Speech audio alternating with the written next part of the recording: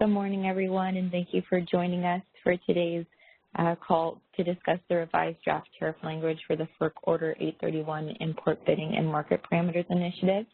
My name is Isabella Nicosia, representing ISO Stakeholder Affairs, and I'll be facilitating the web conference today.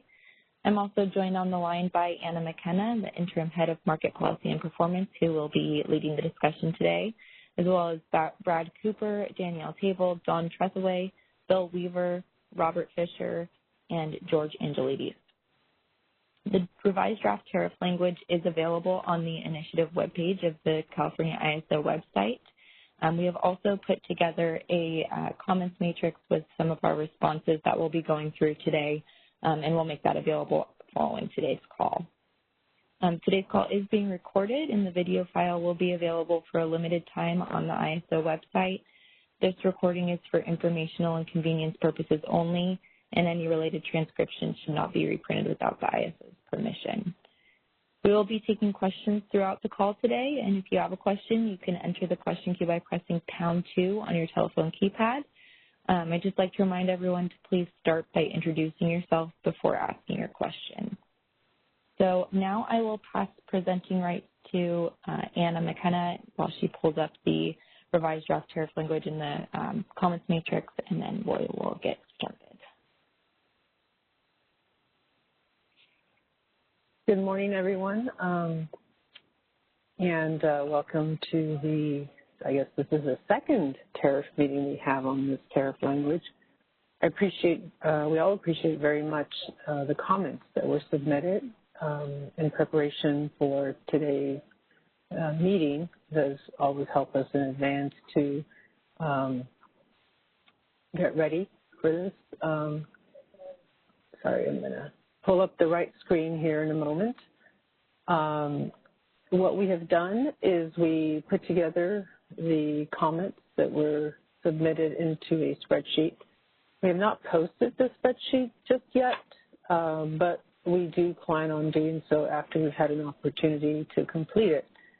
So it will be posted at the same location that we post the tariffs and the comments and all that stuff. So with that, I'll get started on the spreadsheet. I hope everyone could, well, it's not a spreadsheet, it's a table in Word. I apologize for those of you who are more technically inclined than I am. But I just want to make sure that everybody can see this. As I said, it's not yet posted, so I'm just projecting what our answers will be. So with regards to the first question from Southern California Edison, you know, there is a concern, Edison's expressing a concern that we would only be applying the threshold in the real-time market and that we should also be applying it in the day ahead. And the policy that we took to the board was to apply it only in the real time. So right now, that is what we are going to be proposing at the FERC as well. And the tariff, you know, when we go through these processes, this stakeholder initiative is really focused on making sure that the tariff reflects what the policy is. With regards to Edison's second question, which I have on the screen, as part of it at least, sorry. I'll see if I can, there we go, I collapsed it a little bit. Edison raises concerns that we should address the issues raised by DMM, and they raised 3 bullets with that regard in particular. And that first one is with regards to the bilateral prices. Again, you know, this effort does focus on making sure that the tariff language is consistent with the policy as approved by the board. However, I did want to take the opportunity to sort of share some thoughts on these based on what we have said before. We will conduct, well, you know, the concern with the use of the indices, we understand the immense concern. We do think our proposal is still, you know, the right approach with regards to the maximum import bid price. But generally speaking, we always evaluate the liquidity of the indices that we use and our various processes. And this, of course, will fall in there, too. If we see any problems with it, we'll come back and propose something different. But right now, that is going to be, we are proceeding with the maximum import bid price as formulated. With regards to the self-scheduling of exports, we understand there's concerns arisen as a result of discussions we've had related to the August events. We are looking to hold some workshops on self-scheduling priorities as well as parameter settings. So I think it would be better to, divert this conversation to those workshops. We'll be posting those shortly, information about that shortly. So I encourage folks to participate there. This is probably not the right forum for that discussion. And then similarly, with regards to the RA issues, the ISO is continuing to conduct our, a very intensive and robust stakeholder process on looking at RA issues. So I think it would be helpful to divert those discussions in that area as well. And we'll focus on the tariff language in this proceeding. I'll pause before I get into the actual meat of the tariff language. Those were the two general questions that were put forth. As a reminder, you can enter the question queue by pressing #2. Shreyas, will you let us know if anybody enters the queue? Sure.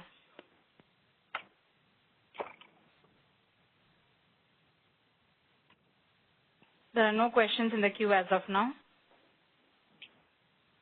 Okay, so let's get into the meat of the tariff. So these responses are going to be basically focused on section by section, not party by party.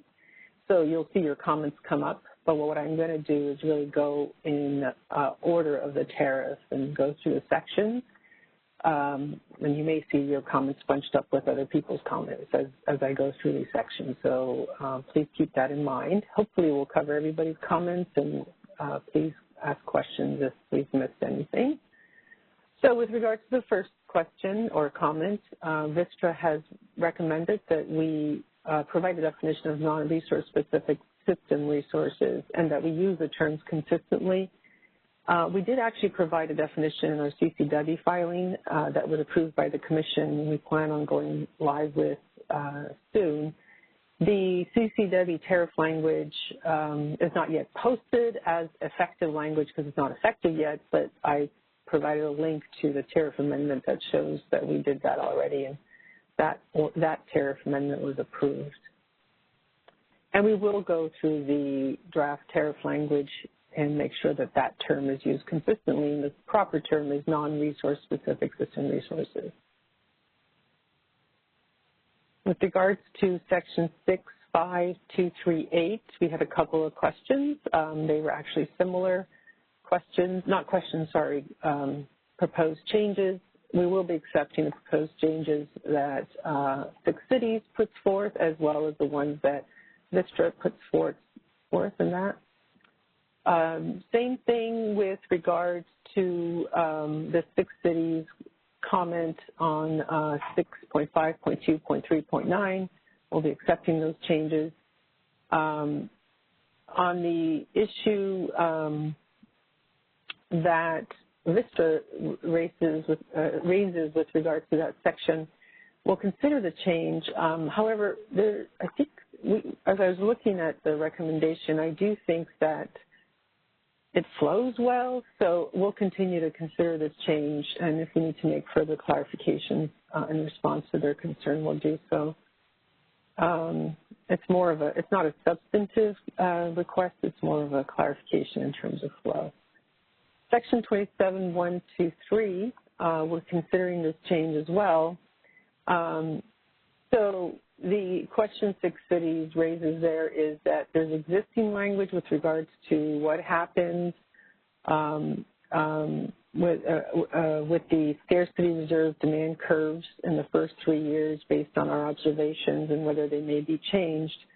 And I think 6 cities is correct that the 3 years has elapsed, so I'm looking into whether this could be deleted, and it may be a good time to eliminate that language that no longer is relevant, given that we are generally in that section, in that landscape, our real estate of the tariff.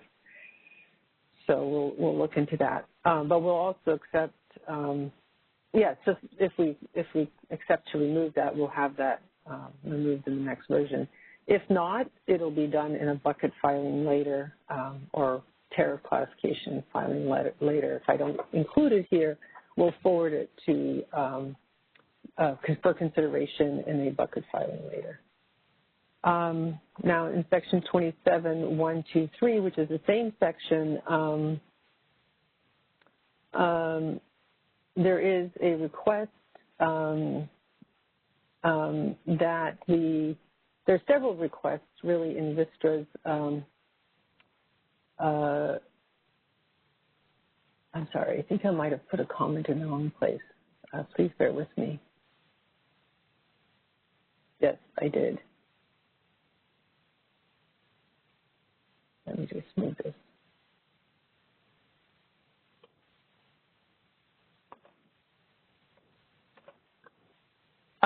So with regards to 7.123, there's a recommendation that we reference and cross-section the numbered section of the tariff, and we'll look into that. We're considering that.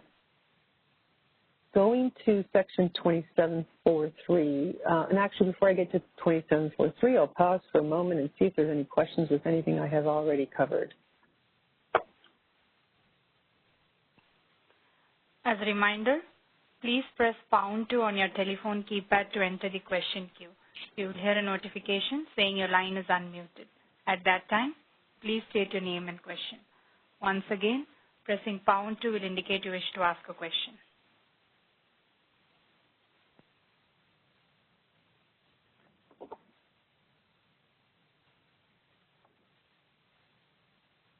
Okay. Sounds like there are no questions or comments. If there are no questions as of now. Thank you. I'll move on to section 27.4.3. VISTA is requesting that we consider a change to the RUC parameter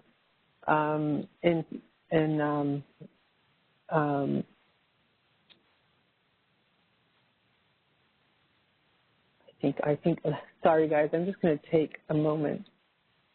Oh, yes, it is in this entry, sorry. It's a long entry from VISTA, so VISTA is recommending that we consider change in the RUC parameter or that we can, further refine it in any way. We did not take that on as a part of this stakeholder initiative, so we don't really have tariff authority to change anything there, but as I noted earlier, we'll be having workshops on scheduling and pricing parameters, and I would suggest that folks look to that as an opportunity to understand the parameters more, as well as recommend any changes as we go forward and participate in those meetings. And they'll be open to everyone. There is some recommendation from VISTA, and this comes in multiple forms, in multiple sections, to repeat the terms, whether or not it's the bid for with an energy bid price, whether that excludes virtual bids and non-resource specific system resources. I'll continue to look at that. We'll continue to look at that. But as I went through the tariff last night, I didn't feel we needed to repeat that statement over and over, given that in each section we actually state what the rule applies to, which means it doesn't apply to everything else. So, and we have sections for each rule. So I'll continue to look at any further classifications based on VISTA's comments. But right now, I didn't really feel there was a need for a change. So just the TBD, and we'll get back on that. So 27.431, which is a section of 27.43, of course, 6 cities has some corrections to the section numbers, and appreciate the recommended changes. I think those are all correct. The recommended changes we're going to look at and see and make sure all the cross-references are up to snuff before filing, so we will consider that. Thank you. So the next question is in 27.123, well, 27.1.2.3.3, which is odd. That should have come up earlier in the sorting. I don't know what happened there. So taking us up a little bit in the tariff again.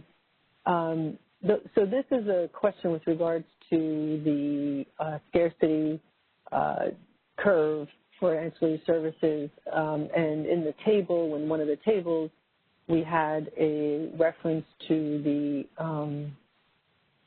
upward sum in both tables, actually, the old table as well as the new table, and what that meant. And basically what the upward sum means is it refers to the sum of the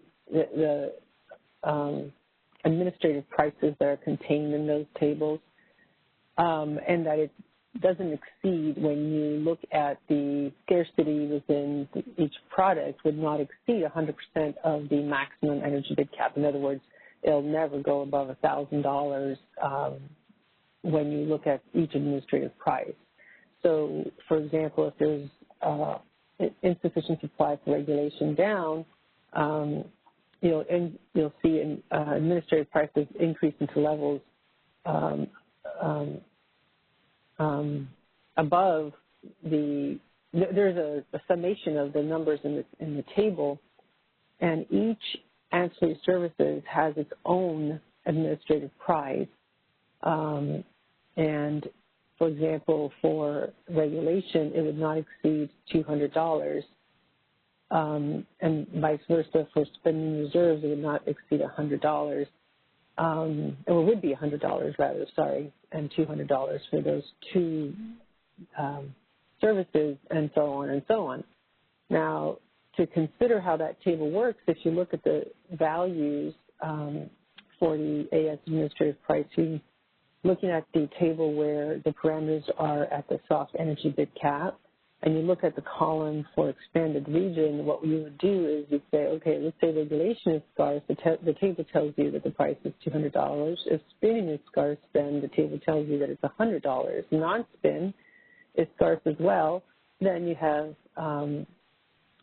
and by the way, the scarcity in non-spin is more than 210. The table tells you that the administrative price is $700. You sum those up, that would be $1,000, and that, of course, is the most it'll ever be, because as you go down the values for the non-spin, depending on the size of the scarcity, the megawatt scarcity, the prices are a little bit lower. So you see that summing those, that upward sum means that it will not. That'll be the establishes what it is. It's not really a cap, it's just how it works out. The math works out based on the administrative price of each product.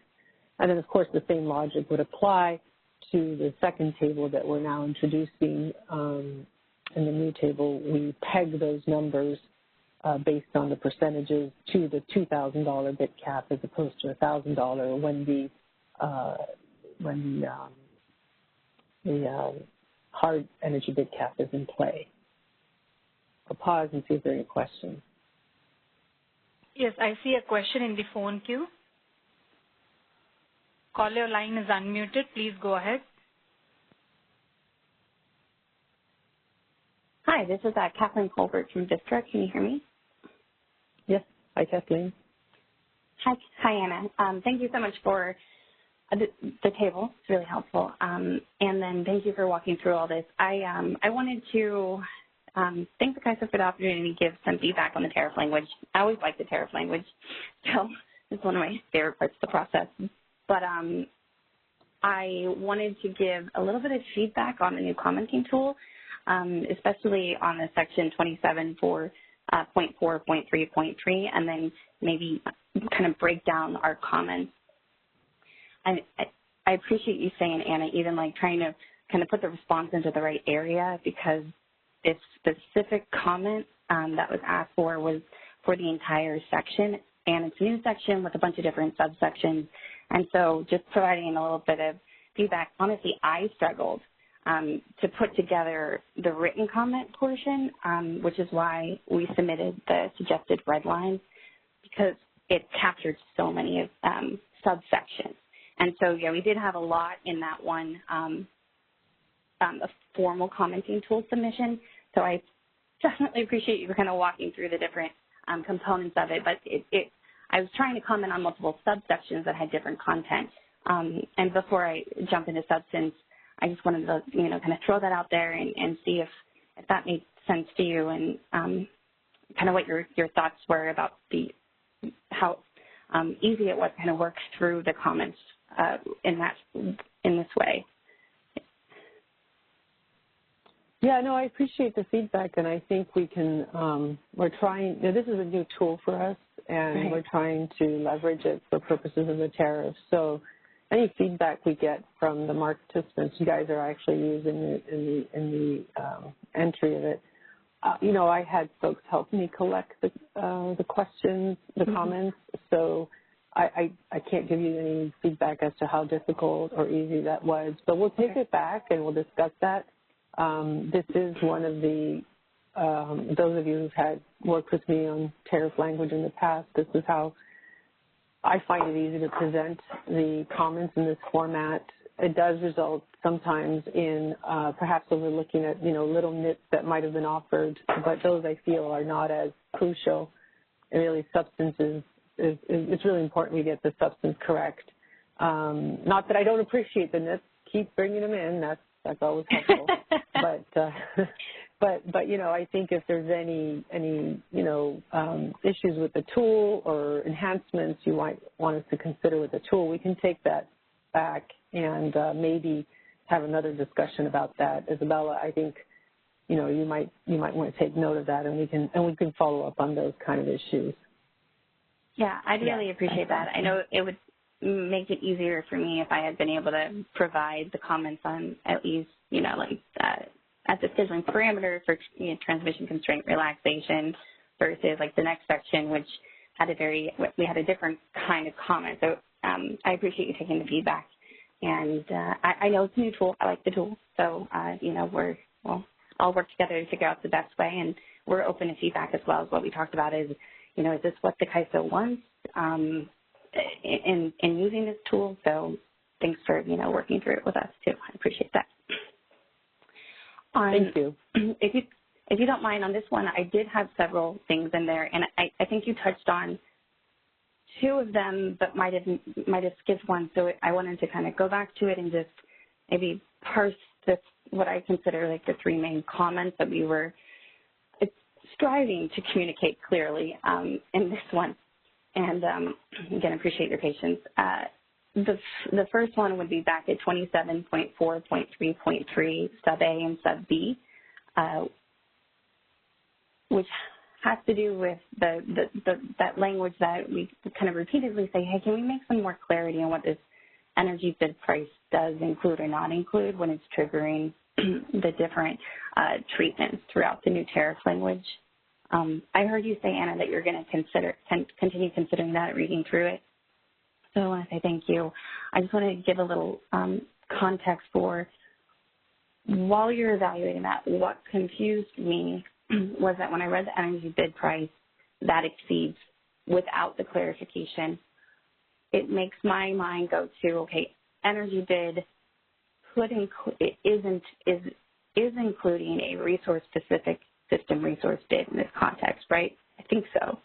But is not including the non-resource specific system resource and virtual bids, because that's what's in the policy, right? And so that was just, I was going through that mental exercise, and so I wanted to provide that extra context that was what was confused me.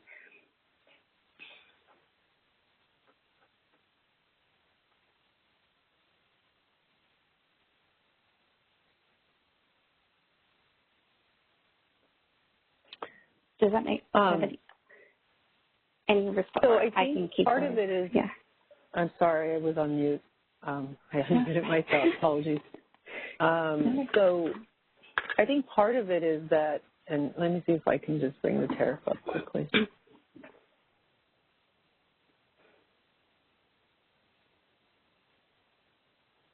I actually think I have to switch the documents though. Hang on.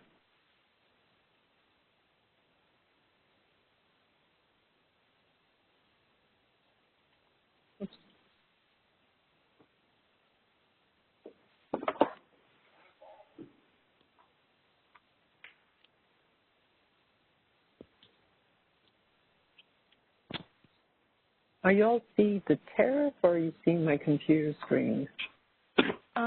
We see a gray screen. Anna, are you sharing something? Not yet. Just hang on. I'm gonna do so. Okay. So for some reason, here we go. Okay. All right. Sorry, guys. Just a moment. I'm gonna switch my. I'd like to kind of pull the tariff up if I could.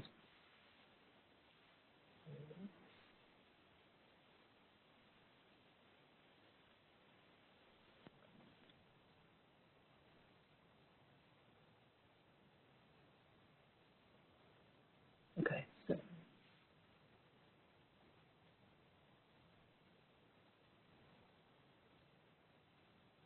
All right. So,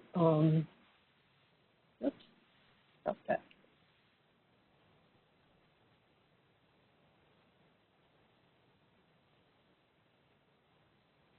Okay. So going down to those sections.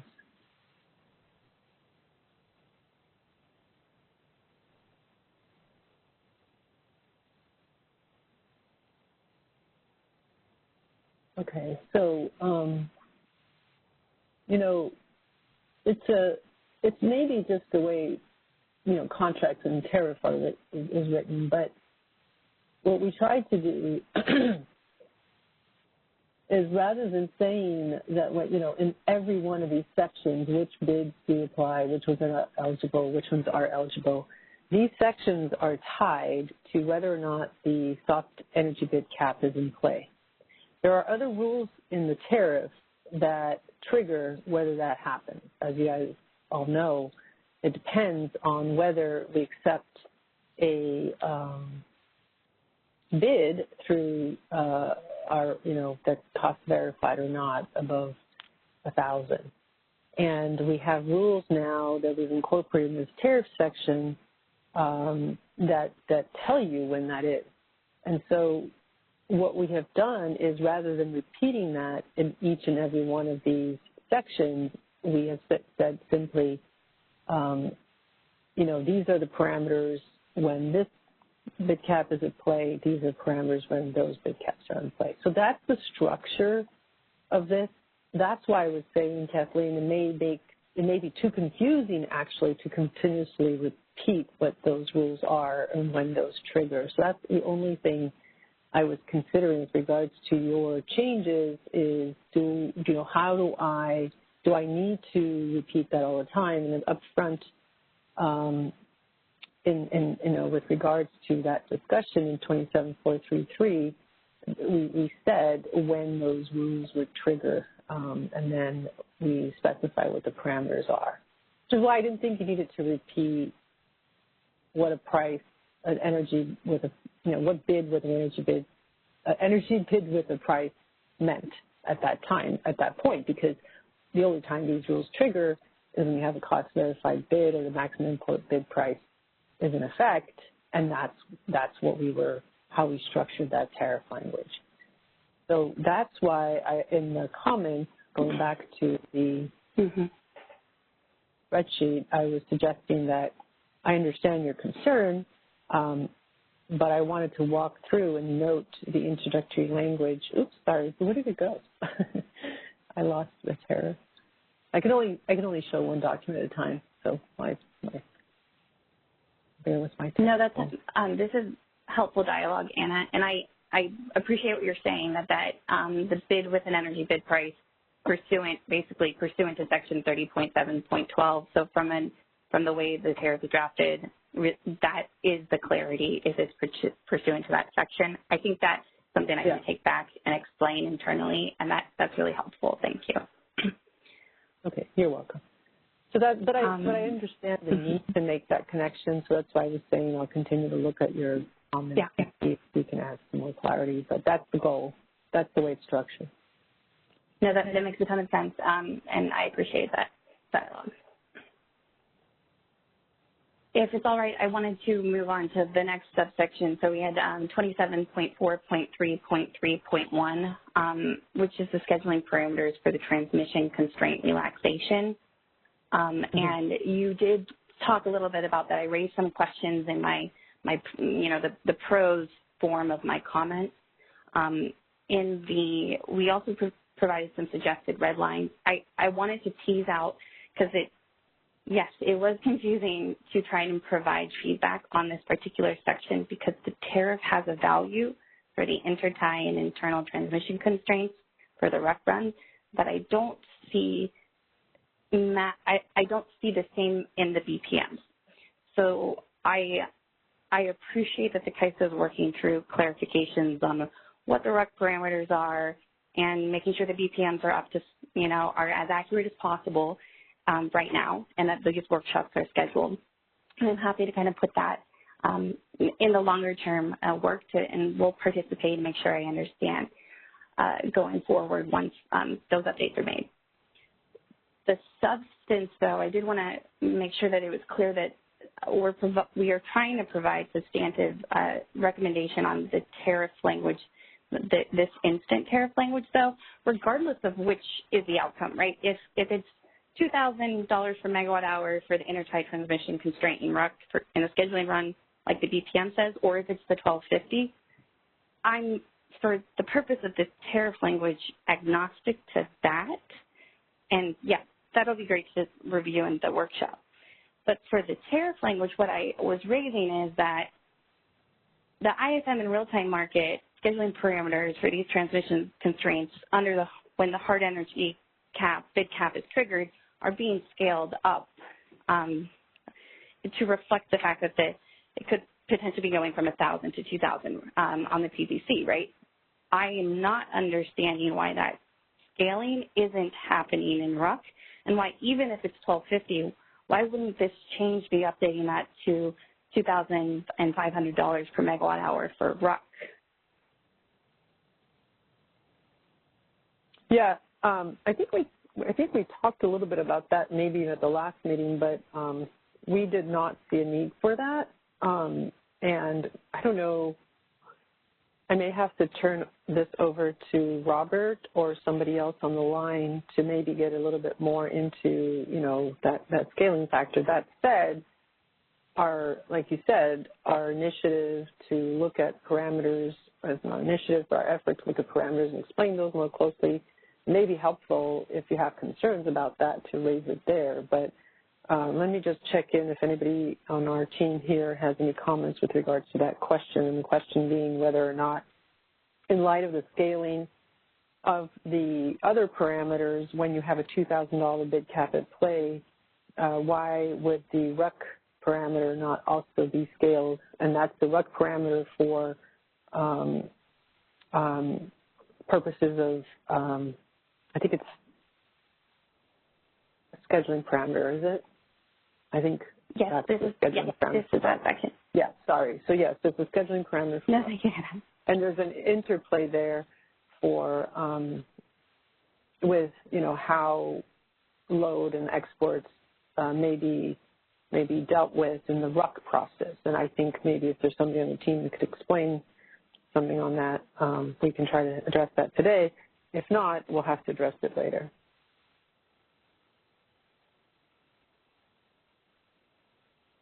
Yeah, this is Brad. I believe the reason is RUC doesn't clear energy bids. The energy bids, RUC is based on availability bids. So, we don't have bids, energy bids above 1,000 in RUC, or, we don't have energy bids at all in RUC. Brad, thank you. Hi, how are you doing? I appreciate that additional clarity. And I'm going to be very transparent. I am still working through how exports are treated in RUC, and I'm looking forward to these workshops to help me on that one. So if I do see an interplay, unfortunately, I don't fully understand how the export bids are being used in RUC yet, but I am asking, and that's why I'm bringing it up, is that in this effort, I think there might be an interplay. And my big ask in my comment was just if you guys can take it back and really look at one more time the exports, because I agree with you, availability bids. But I've recently learned more about how that export bids themselves, which is $1 per megawatt hour energy value, are included in RUC and are being used in RUC. And so I'm working through in my mind and trying to make sure that there's not a scenario by which exports are able to bid in, let's say, $1,500 per megawatt hour when these conditions are triggered, and then they're being considered in RUC, whereas the scheduling parameters penalty price is less than those values. And I don't know if that scenario is true. I'm just asking, and Vistra's asking if you could just double check to make sure it's not a feasible scenario. I think that's a question that's going to be better answered in the workshop environment, because I think where you're going to is really in the interplay of the various parameters within RUC itself. And so, you know, I think we did not pursue a change in the RUC parameter because of the reasons that Brad just stated, that, you know, there's no energy associated with it, so you don't have to configure that, relatively speaking. But it may be helpful to, you know, like you said, for a complete picture, to bring this up at those workshops. I'm a little concerned because we don't have board authority to modify this right now, so having that conversation here may not be the most appropriate place. And those are coming up soon. Yeah, this is our quick this, I see where you're coming from in regards to this. There is, and then this will be brought up in the workshop that I was referring to. There is an energy adder that holds priority between the IFM and RUC that would take into consideration the IFM prices that were bid in to maintain priority for under generation conditions. I think I see where you're coming from with your comments, and I'll take it back to the group and discuss it. But also in regards to the discussionary topic of how RUC uses those, I would reference to what Anna was saying in regards to the upcoming workshop.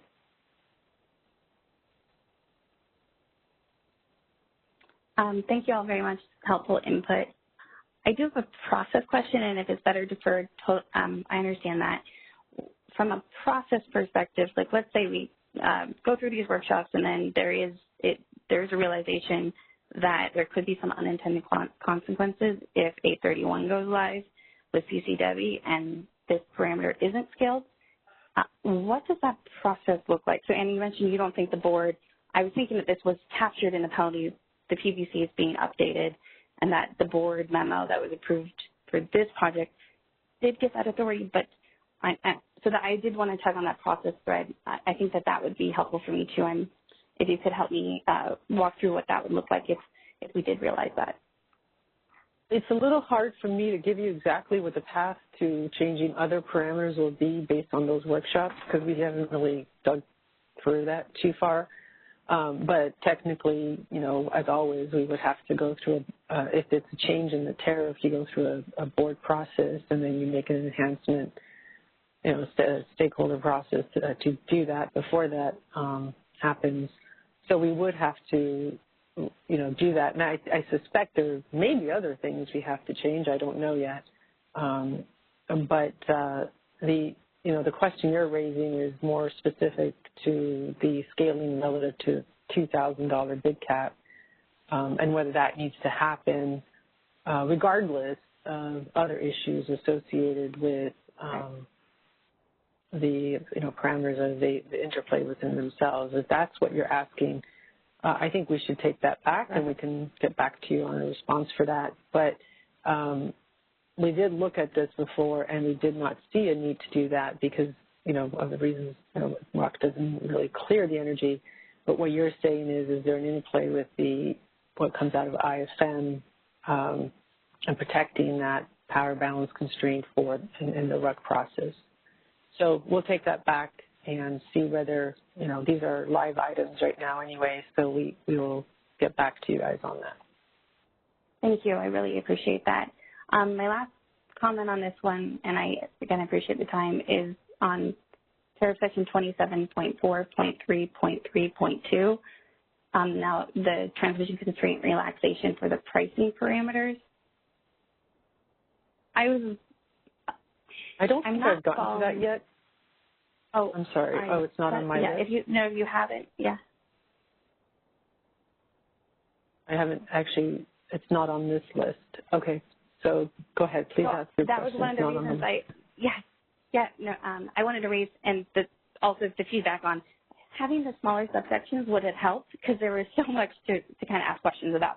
And I think it's easy to lose it in the bigger bucket. I think it's this question here. My question on 27.4.3.2 is pricing parameters values for these transmission constraints. I noticed that the hard energy bid cap section didn't include the language, the initial language that's in the soft energy bid cap section that walks through the type of penalty price and kind of how it's set. And I think it would benefit from including that detail because it's more complicated under the hard energy bid cap, right? So for the purpose of determining the penalty price relaxation, the penalty prices in the real-time market, they're based on the new tariff language that you're putting forward with the threshold in that section, and I think I have the right section, 27.4.3.3.4, where it broke down in more detail the highest price cleared economic bid, if it exceeds or doesn't exceed the threshold.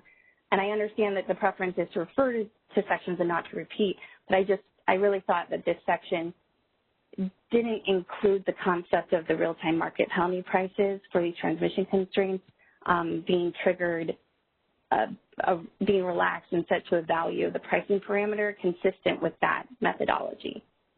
And I think that's the CAISO's intent, so I wanted to flag it for you.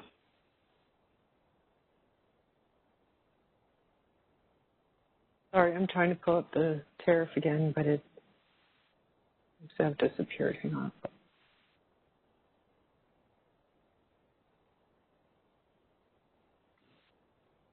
I think I lost the tariff again. Can you please start sharing your screen? I think you stopped sharing it. Yeah, I'm trying to. Unfortunately, I'm trying to. Just a moment, please. I'm trying to get the tariff back. Sure. I accidentally closed it down.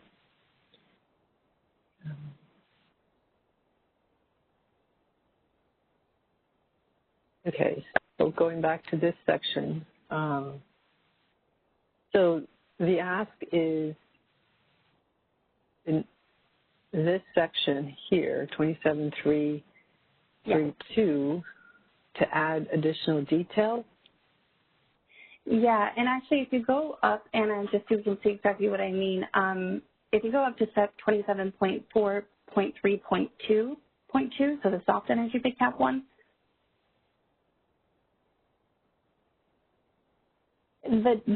this first sentence here, which makes perfect sense for the soft energy bid cap, our specific ask is take that concept and include it in the hard energy bid cap section, but clarifying that they are now different, right? So for in the ISM under the hard energy bid cap, it's set to the hard energy bid cap. That makes sense. But for the real-time market, it's those transmission constraints, penalty prices are aligned to the value that you select for the PPC.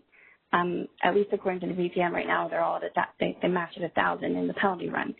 So I believe that's the intent. And with the new threshold, the methodology for establishing it in the real-time market, including that constraint relaxation threshold, it's more complicated. So for my understanding is that it will be different approaches for ISM in real-time, but that clarity would just really help in this section, in our opinion. So thank you for being open to receiving feedback.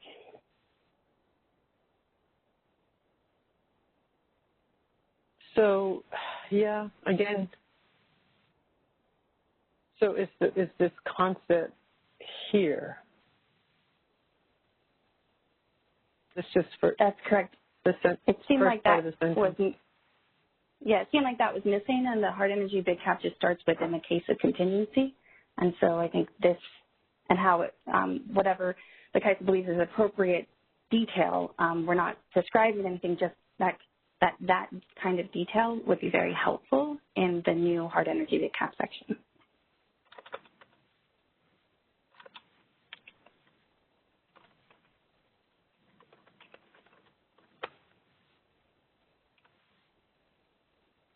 I did provide some suggestions in my attachment to the comments, but they are just suggestions just for you to consider and think about if you want to review those, but certainly not, prescribing anything. I defer to you, whatever is best for clarity.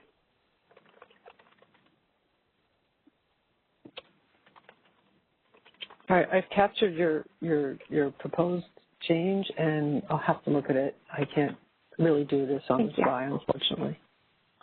No, completely understood. And again, thank you for the opportunity to get feedback on this, and I appreciate all of CAISO's work. Thank you. Thank you. I'm going to go back to sharing here we go, the spreadsheet. Anna, there is another question in the queue. Do you want to take it? Yes, please. Call, your line is unmuted. Please go ahead.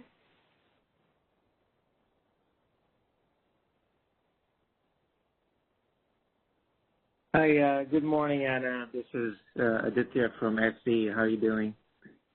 Good morning. How are you? Not bad.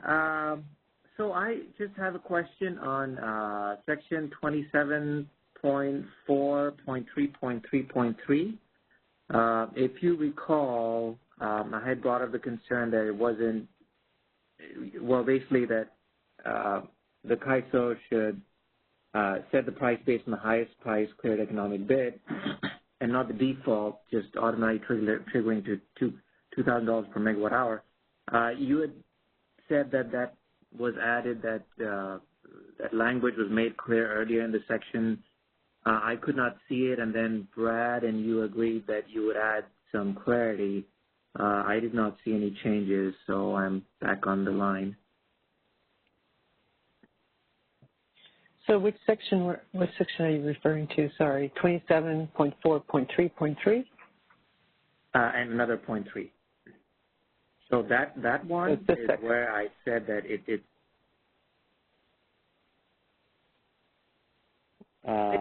you're okay, you're saying it's not. So last time, I guess Brad is also on the call. He had understood that, it wasn't clear to us that the CAISO is not setting the price based on the highest price bid and is instead just taking the $2,000.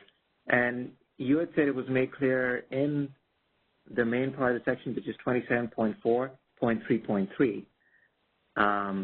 I did not see the clarity, and then Brad understood, and he agreed, and he said, okay, we'll add some more clarity, and then you said, okay, we will. So going back up to 0.3.3. So are you referring to the real time or the day ahead? I'm just trying to figure out. Yeah, I believe that's the real time, correct? So this is a real time section only here, right? Yes. 27.4.3. Okay. Do you guys see? I just want to make sure. I was trying to pull it up so we can all see it. So in this one, we don't see it. Yeah, I don't see it too. Sorry. You don't see it? Oh, wow. Okay. Yeah. I'm just seeing the first slide. Yeah, I hear you. Never mind. Sorry. Let's see. Do you see it now? Yeah. Okay, sorry about that. So I just wanted to put the tariff in front of us. So you're saying this section here.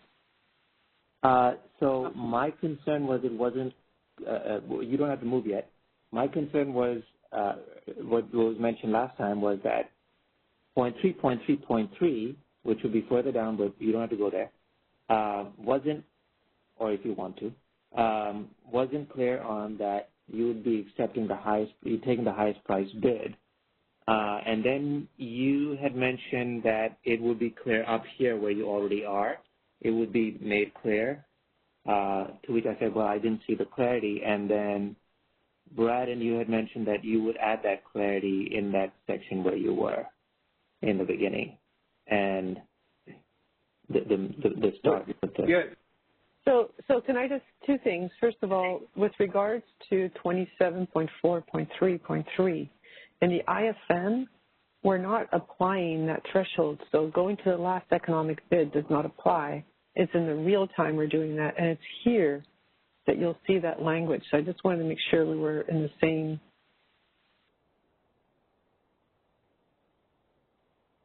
It's right here in the real time. I think that's pretty clear that we'll go to the last economic bid when you're within the threshold.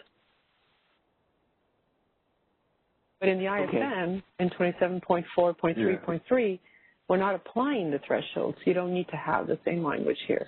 That's what I was trying to say last meeting. What I thought you were saying was that I needed to repeat this language up here about the threshold back down here. And I went back and I looked at it and I thought, I don't think we need to, because it flows that if you are in the real-time market and, you know, you're within the threshold, the last economic bid would apply. So I didn't do that in the IFM section because that does not apply to the IFM. Okay. Or was your point that we, you know, unless we have a bid above 1,000 or a maximum import bid price is above 1,000, we don't go to the highest price cleared economic bid? Doesn't seem like this paragraph or this section indicates that. Maybe it's clear somewhere else. Well, no, we have that up here. Yeah. Here, Brad. So the idea is that we put up here in this section, you know, what the thresholds are, when it triggers. So I don't think we need to repeat this down below, is what I was. Yeah, but this section is talking about the parameters, and you know, it's conceivable we could have this one here. Yeah, this is talking about the market. You know, section B, 27.433. No, this is saying when we. Sure, but I'm trying to point to this is when this triggers, just to be clear, as written up here. So if you don't have a bid above 1,000, this doesn't trigger. That's why I don't need to say it again later, is what I'm trying to say. That's what this says right here. But the thresholds don't apply in the IFM, which is why going down to this section here, I don't put the thresholds in this section in the IFM. We do put the thresholds in the real time. That's how we split these up now. We had to split those up. Yeah. So I think it flows okay based on the policy, but I can't put in a threshold in the IFM because the policy did not do that. Thank you, Anna, and thank you, Brad. Yeah, I think we're fine now. Appreciate the clarification. You're welcome. Okay, so I'm going to go back to the spreadsheet. Not the spreadsheet, the table, the matrix. Okie dokie, wrong shit.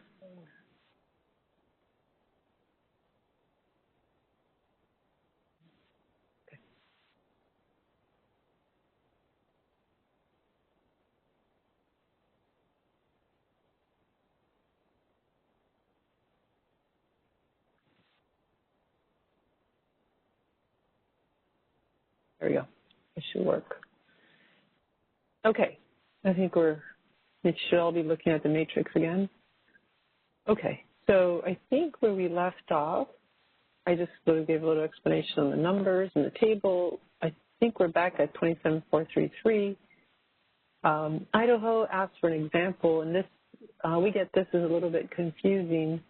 And in each, just one as background on this, Idaho was asking, you know, how will these parameters apply for the time horizon of each market run? And it changes. You know, the time horizon is not like something that's always exactly. I can't give you a precise formula for it, which is why the tariff was more generic, the reference was more generic.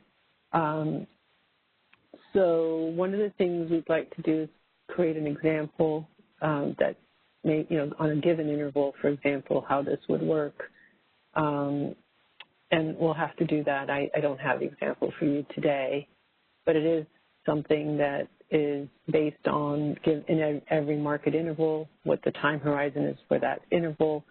The components of the real-time market within that interval will move consistent with the rules that are in this section. So that's the general principle. I don't have an example yet, but we'll post it for you when we post the matrix. Anybody want to add anything to that comment in response to Idaho's comment? Yeah, this is Brad. I think we could clarify the language a little bit more because, besides there being different length horizons in the real-time market, the real-time market is various runs. There's the 5-minute run and then the 15-minute run and the stuck process, and we could clarify how the penalty prices, be more precise how the penalty prices are set between all of those, and they all have their own horizon. Yeah, and just by horizon we mean all the intervals of a market run. So, for example, RTD, depending on which one, looks out about an hour. So all those 5-minute intervals are the horizon. That's what we mean by horizon, that we could probably be more precise. Okay. I've taken a note that we'll look to we'll consider further clarifications for that.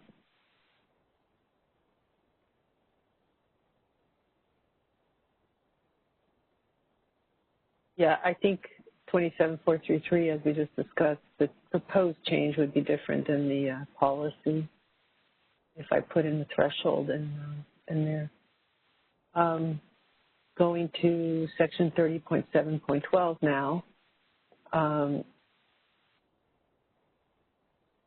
I was looking at the change that Vistra proposed in this section, and I didn't see it to be necessary, although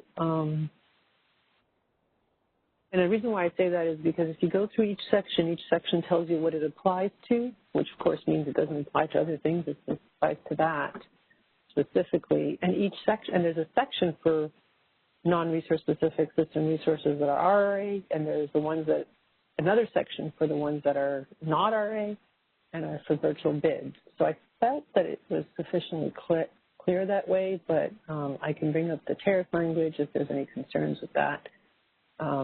See what other changes we can make.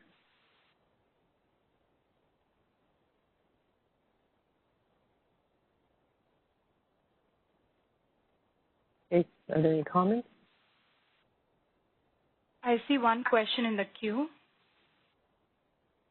Okay, please, go ahead. Caller, your line is unmuted. Please go ahead.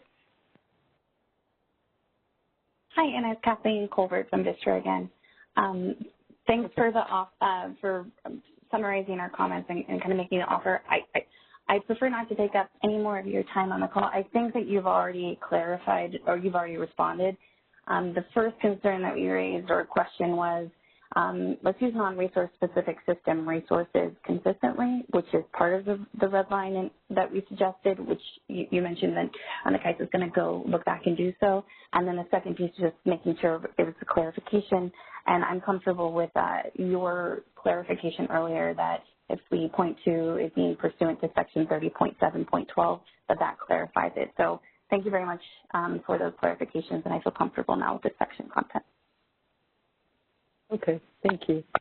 Okay, I'll move on then to 30.7.12.1, and we're considering these changes. I honestly thought that adding the price there was more helpful, but maybe not. And so I'm looking to remove that reference and respond to 6 Cities' suggestion.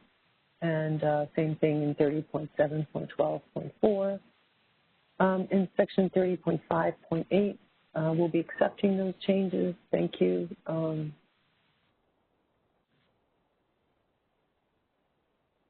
30.5.8, again, that I think is related to the same concept that Vistra just clarified for us. And now 30.7.12.5, Yeah, I looked at this proposed language from Edison. At first I thought it was redundant, and as I looked at it last night again, I thought, well, maybe it's not. So I will go back and consider that. I haven't had an opportunity to make sure that it isn't redundant with other references within that section or redundant with other references outside of that section. So I will take a look at that. I will accept the change in 30.5.8.1 proposed by Edison. Same thing with 30.7.12.5.3, and again, the numbers jumped around again. Sorry about that. In section 34.10, we'll accept the changes. There's some clarifying changes that I've highlighted there. And that's it in terms of the collected comments.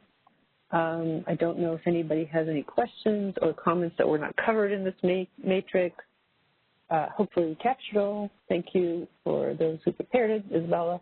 And I hope that we were able to capture everything, but please, if you have any questions or concerns, let us know now. I see one question in the queue. Actually, I see a couple of questions in the queue. Yes, please go ahead. Caller, your line is unmuted. Please go ahead. Hi, this is Catherine Colbert from Vistra. Again, thank you. Thank you very much. This is a good learning experience for me using the commenting tool versus the attachment. We did provide some comments on these sections you just went over, 30.7.12.5.1 through the 30.7.12.5.3.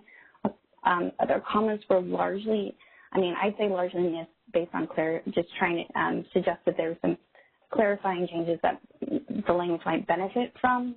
If you'd prefer to look back at our attachment rather than having me go through it on the call, I'm fine with that. We can circle up offline. Anna, I just want to be mindful of your time. Do you have a preference? Maybe I'll just take a look at the document. If they're not substantive changes or something we need to discuss, then I think I could look at those offline. Yeah, they were just clarifying suggestions. Okay, I'll go ahead and look at the document you submitted offline. Thank you. I'd appreciate that. Thank you. Moving on to the next caller. Caller, your line is unmuted. Please go ahead. Hi, Anna. It's Chris Kirsten at Pacific Core. Hi, Chris. I was wondering, is the CAISO going to be requesting that FERC approve and the CAISO implement this initiative concurrently with the FERC ordered implementation date that they put in the 3/21/21 for the Order 831 compliance? Yes, ma'am, that is our plan. Our plan is to file this as soon as possible so that we can get approval from FERC and implement it concurrent with the 831 compliance requirements. Perfect. Thank you so much. You're welcome. Moving on to the next caller. Caller, your line is unmuted. Please go ahead. Hey, Anna. Hey, Brad. Dan Williams from Customized Energy Solutions. I just want to make sure I hadn't missed anything. Has the PRR 1282 workshops been scheduled yet, or do you have an idea when to expect those if they aren't on the calendar yet? Yes, Dan, I'm sorry. We haven't actually issued a notice yet, but we're looking to schedule those in the next couple weeks. Part of the juggle is trying to find a date where we think we'll get good participation and, we don't have board meetings going on and there isn't a Thanksgiving holiday on. So we have a couple of challenges, unfortunately, but our goal is to get something as soon as possible. So that's what we're working on. But I think that should be forthcoming very soon. So you haven't missed anything yet. Okay, good. Thanks. And I appreciate you looking for open dates as well. The calendar looks like it's getting pretty full headed into Thanksgiving, and definitely hope we can find a time that doesn't, overlap with something else too. So I'll keep an eye out. Thanks. Thank you. Moving on to the next caller. Caller, your line is unmuted. Please go ahead. Hi, this is Camille Kristen from Idaho Power. Appreciate you walking through the tariff language and the commitment to provide an example in response to our question. It sounds like there'll be some revisions to the tariff language coming. So will there be another opportunity for questions or comments after the next version is posted? I don't think we'll have another stakeholder meeting or comments. I think the changes will probably be, nits and clarifying changes, like we just discussed today. We're trying to get this to FERC as soon as possible. I mean, if there was something, big, then we'd have another meeting, but we will post it again. And so once we post it, obviously, if you guys you can always call us if there's anything that you see that you're concerned about, and we'll evaluate based on that feedback we get, because we're just, with the holiday and everything else coming up, we're kind of running out of time, and we want to make sure we have authority to implement this concurrently with 831, as I noted earlier. Time's just ticking on that end. Yeah, and I definitely appreciate, we definitely appreciate the commitment to implement that at the same time. But yeah, that's fine. As long as we can call if we have anything else, that'll work. Oh, absolutely, anytime.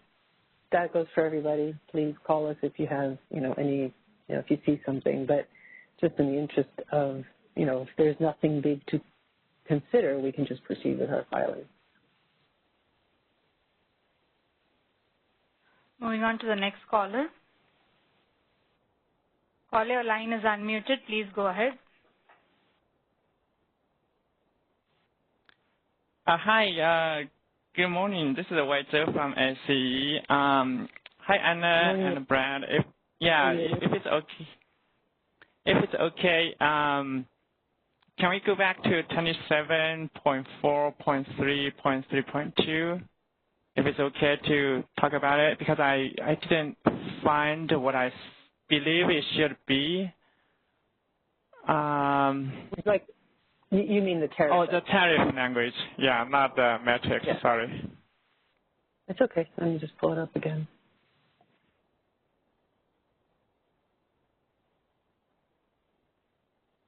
I guess it keeps disappearing on me. Hang on, guys.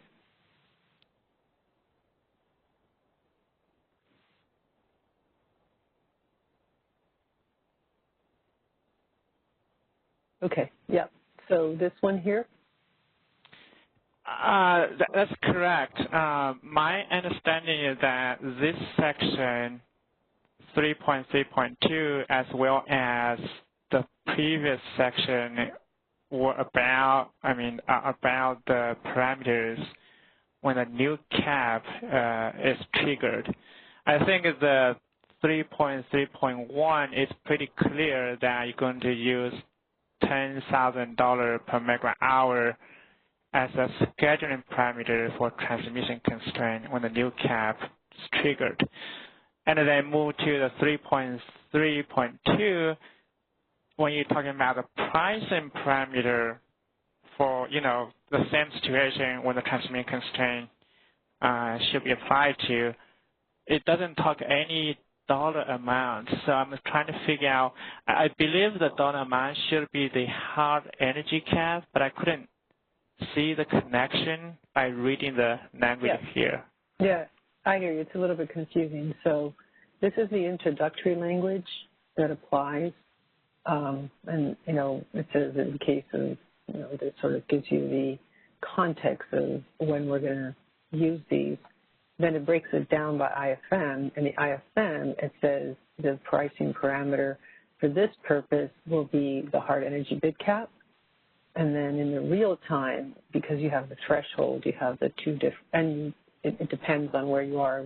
If you're within the threshold, highest economic bid. If you're not within the threshold, you're outside of it, then you're in the hard energy bid cap again. So that's how we broke it down. So it's by IFM and real time. So it's not just, you don't stop at this introductory language is what I'm trying to say. Yeah, I think the format. I just think I just noticed. Yeah, and I think I understand what you're saying, but I understand that 3.3 and 3.4 for the. Yeah, I just noticed an error actually. Hang on a second. I think we might have an error here. Oh, you're right. I think we're missing language.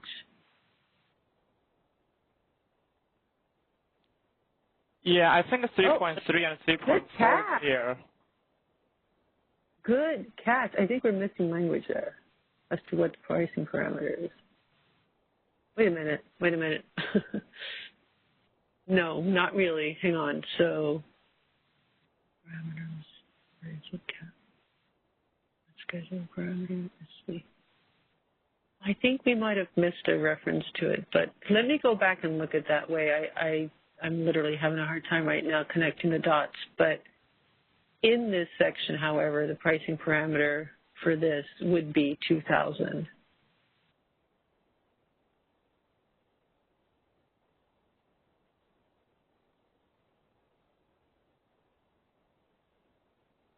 No, I was fine. I was fine. Here's the problem. It's the section numbering. It is broken down. It's the pricing parameter, right? Or transmission constraint relaxation is 3.2. Oh, I see. So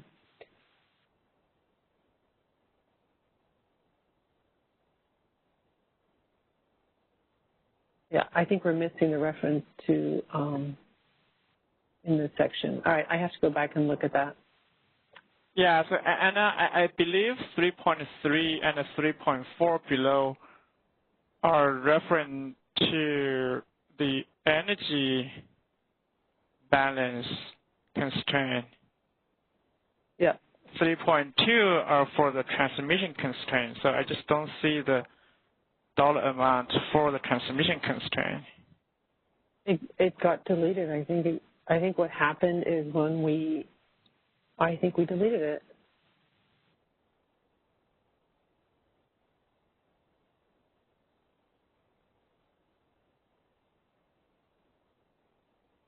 Parameters for transmission. Pricing parameters for transmission. Yes, Wei, you win the golden sticker. I wonder if that is what your colleague was struggling with earlier as well and trying to convey that to us. I need to go back and look at that. I'm not sure, but thank you. I'll go back and look at that carefully. Yeah, sounds good. So I think maybe Brad can clarify the price and parameter for the transmission constraint, and that student is the hard energy cap. I think that's what I believe it should be, but it is. In this case, it would be. Okay, sounds good. Thank you very much. Yeah, I think a sentence got deleted in our multiple drafting format. Moving on to the next caller. Thank you, Wei.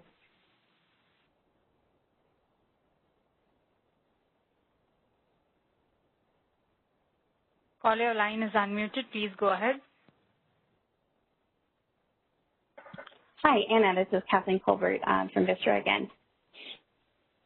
And I just want to say thank you, Wade, as well, because we had a conversation earlier where I was pointing back to the soft energy bid cap section and that initial text that I didn't see there, and the suggested language I was hoping could be included on the details of that pricing parameter value.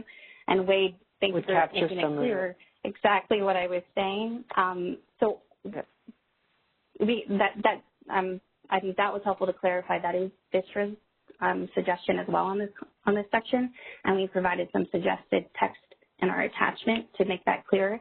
I would say that our read on it is that it's more complicated than just the hard energy bid cap because it's a different treatment. It's a different value for ISM versus real time.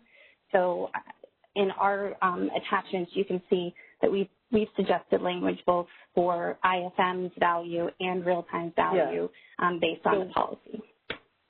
I remember now what happened. So we clarified this at the last stakeholder meeting on this because it's not different actually for the transmission constraint. That threshold value was intended to apply only to the power balance constraint, to the insufficient supply parameter, and that's what happened is that we had the threshold here before. We took that threshold language out and we accidentally removed the reference as to what the pricing parameter is.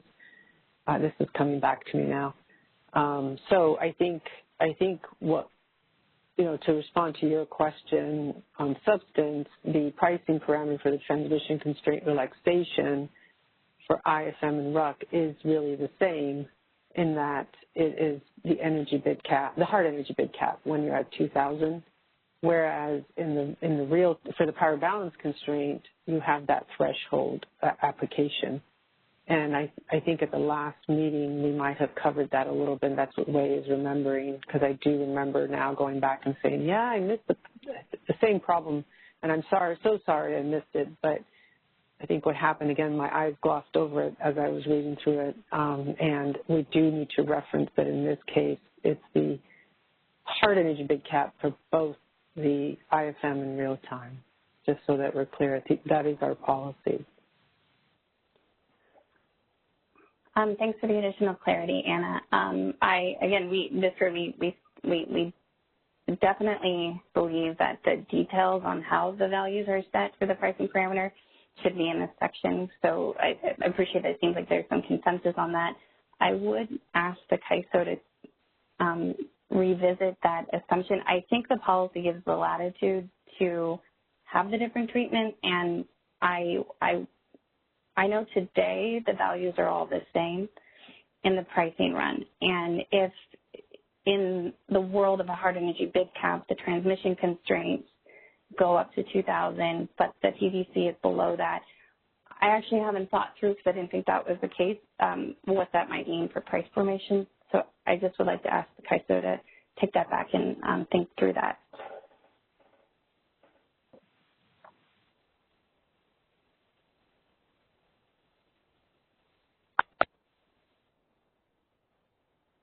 Okay, well, I'm not quite sure that we do have the flexibility you're suggesting, but I will go back and look at this with the folks on the phone.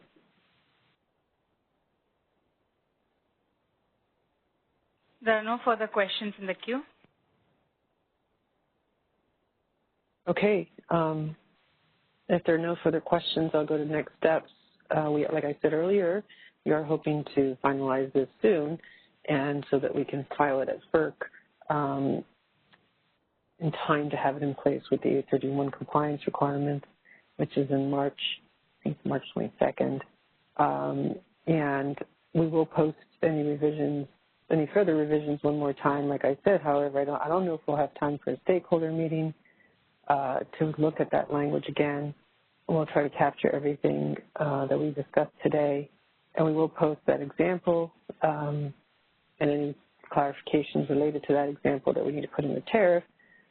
And with that, I just want to say thank you to everybody for participating, and hopefully we'll get this on the road soon. Thanks, Anna, and thank you all for participating. I hope you have a great rest of your day. That concludes today's call. Actually, I see another question that just popped in. Do you want to take it up? Well, have folks hang up? Have folks hung up? I'm not sure. Like sure, let's take the call.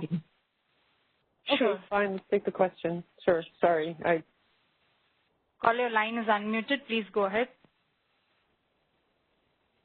Hi, Anna. It's Kathleen again from Vistra. My apologies. I didn't realize we were wrapping up already. And I did have one additional comment on the maximum import energy bid price. We submitted suggested changes in our attachment. Substantively, we also in the commenting tool did provide the comment that the max import energy bid price definition only appeared to refer to one use and not the multiple sections that the maximum import energy bid price could be used in. And I thought that seemed too restrictive of a definition for its uses that you're intending. And I wanted to raise that for you. Okay, I'm projecting the definition itself now. Is that what you're Are you looking at the definition or the use of the term? The definition. Okay. So yes, 100%. It's index-based price used to screen bids. It's under pursuant to section, but there's like three. So it's used to screen virtual bids and bids by non-resource specific system resources under section 30.7.12.5. It's also a condition for the changes to the scheduling and pricing parameters, which is it's an important part of the scope of this tariff change, right? The triggering of those penalty parameter prices. And so while it is used for the screening, it is also used as a trigger for those changes. And to us, that's important.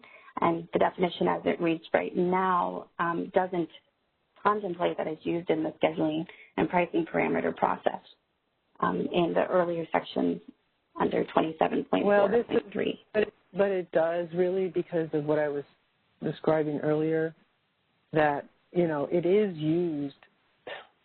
The main purpose of it is to screen those bids. That's what the purpose of it is. It's important once you screen those bids using this tool, what's important is when it triggers the hard energy bid caps. That's what those sections I was referring to earlier try to capture. So if you're saying, I wouldn't think it's correct to say that the maximum import energy bid price is also used to determine when the parameters trigger, because the determination of when the parameters trigger is when there's been an accepted verified bid, which is what this is used for. So I think it works this way with the complete logic. That's what the purpose of it is to screen those bids. The fact that once you screen the bids, it triggers whether or not you're using the bid cap, which of the bid caps you're using, is a secondary purpose of it. It's a consequence of having used it to screen the bid. Based on that clarification, Anna, I think that you might need a clarification in the 27.4.3.3 section then. The way it reads to me is that if the maximum import price exceeds, regardless of if an import has been submitted to be screened, that is one of so if the maximum import bid price that CAISO calculates is higher, then that can trigger it regardless of if a bid is submitted. So based on your clarification, I've just asked you to review that section as well, just to make sure your expectation is documented.